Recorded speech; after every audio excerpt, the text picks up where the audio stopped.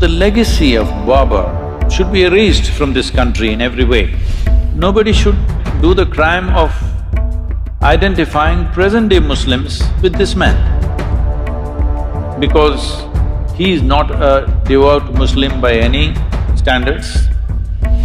Ram never claimed he is a Hindu, but today he is an icon in this country because he is exuding the right kind of qualities which are necessary to build great civilizations in this world.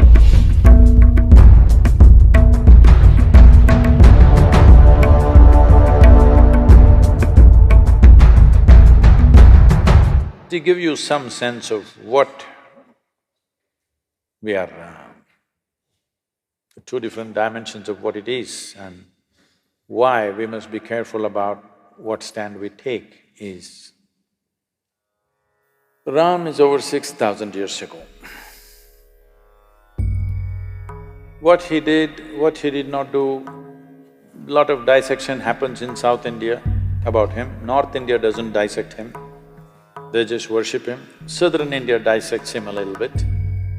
But an icon of 6,000 years old who has inspired people towards righteousness, towards truthfulness, towards being compassionate to each other, for generations, thousands of generations. You should not disturb that icon. Doesn't matter historically what is right, what is wrong, because nobody really knows for sure. It's only this general story everybody knows, where he went, what happened, what are the events of his life. What he did, why he did, you cannot dissect that, you're not his psychiatrist. Somebody, I was in some Youth and Truth event, they're saying he was insecure. I said, you're not his psychiatrist or something. 6,000 years ago, whether man was secure or insecure, how do you know? This is rubbish. But he's an icon who has inspired millions and millions of people across generations. You should not disturb that because humanity needs those icons. You can take up Ram, you can take up Krishna, you can take up Jesus, you can take up Buddha and find faults with them and today tinker with them. See, he did this was not okay, that was not okay, he was racist, he was this, he was that. This is rubbish. This is all relevant to people who are here now. 6,000 years ago, you want to judge him now? No. He is serving humanity as an icon. That icon should not be disturbed. What is he an icon for? He's an icon of stability, not impetus action. When action is needed, he is very decisive, but never reacts to anything, he is conscious action. Even if it's war, he will do war. Surrender, he will do surrender. Give up his kingdom, he'll do give up his kingdom. But everything consciously in a balanced way. This is what we are worshipping him for, because he has a freedom of going through the drama of life, extreme drama in his life, but he goes through the drama effortlessly. He goes through the drama without reacting. He goes through the drama without any sense of angst or anger against anybody. When he kills Ravana, who stole his wife and causing havoc, he comes and repents for his death, that I had to do this. This is a kind of man, you don't disturb him. Well, at least that's a story, don't disturb the story. Geographically, was he born in Ayodhya? Yes. Was he born in this point? Come on, do you know in which point you were born? Hello? Forget about a man 6,000 years ago, you're still living. Do you know exactly at which spot your mother delivered you? I'm asking, does anybody know? No, so it's ridiculous argument. Now Babur. Babur is the third generation after Genghis Khan. This Mongol empire, Mongols, slowly the word Mongol became Mughal in India, it's Mongol. This Mongol empire expansion for a period of 90 years to 100 years killed over 40 million people. 40 million people. of those times, it was nearly 10% of the world's population. You understand? 10% of the world's population, they killed not with a nuclear bomb, with swords, very energetic people.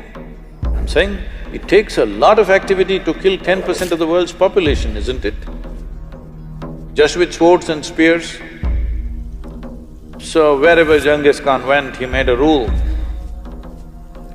All the males, wherever he conquered, all the males who were above the height of a cartwheel.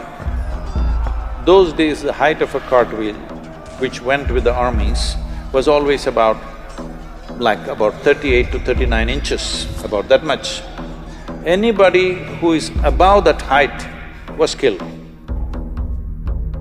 And then it is a practice of the Mongols to pile up all the severed heads into a big mountain. So the women were taken as slaves to service the soldiers, or they were sold in various markets across Middle East, Europe, everywhere they were sold. So they spread like this. After Genghis Khan came Taimur Lung. Taimur Lung bore Babur. Taimur Lung came right up till Delhi, his empire.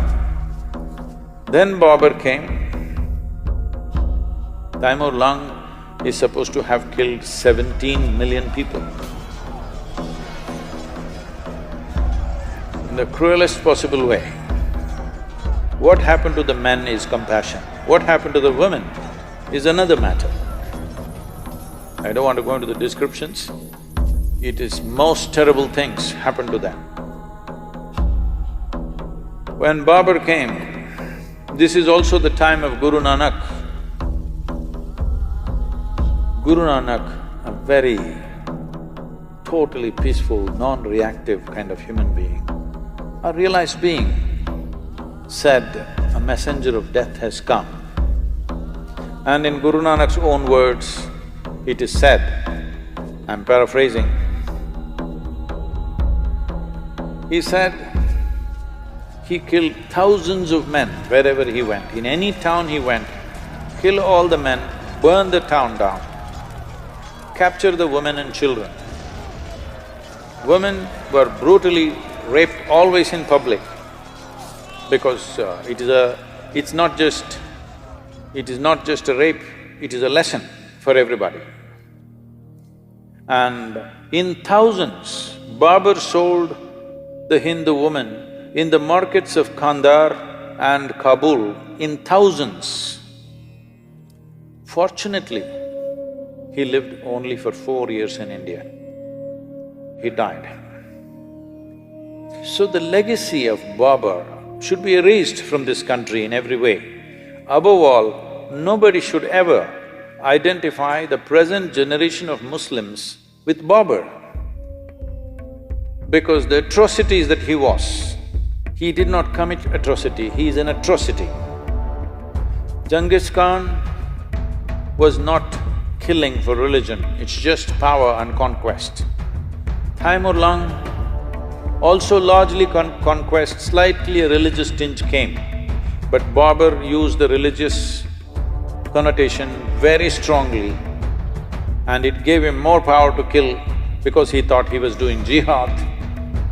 Many times he ransacked Muslim towns also, Muslim populations also he killed. So he used religion very conveniently, according to his convenience. So him building mosques is not out of piety, not out of devotion, not for prayer. It is also an establishment of power.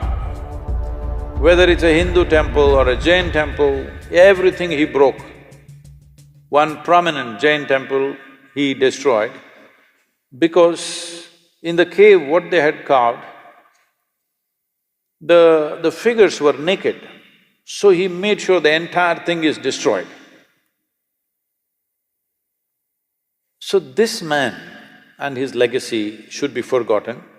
Nobody should identify themselves with that, because that is not going to lead to a good future. And nobody should do the crime of identifying present-day Muslims with this man, because He is not a devout Muslim by any standards. He is not a devotee of any kind. He is a tyrant of the worst kind who very powerfully used the name of religion to impact wherever he went. It gave him a new level of authority which Genghis Khan did not have, because they did not use religion for conquest. So, these atrocities have happened.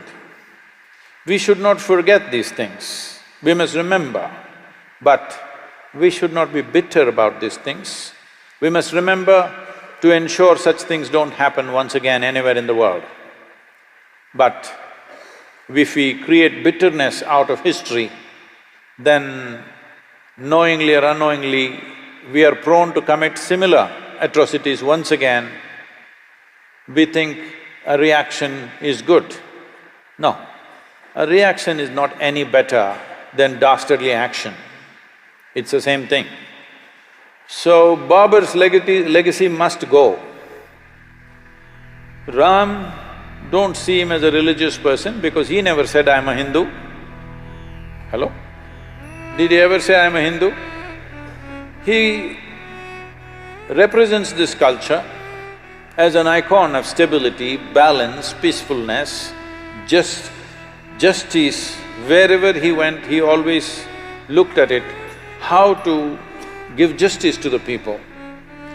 In giving justice to the people that he administered, he put himself through extreme levels of suffering and hardship for himself.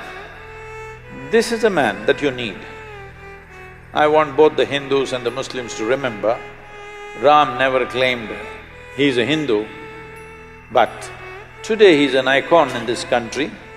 Everybody should look up to such an icon because he's exuding the right kind of qualities, not because he's a Hindu, not because he's this or that, because he's exuding the right kind of qualities which are necessary to build great civilizations in this world. And in many ways, the time of Rama became a kind of a fulcrum to build this civilization in the 6,000 years.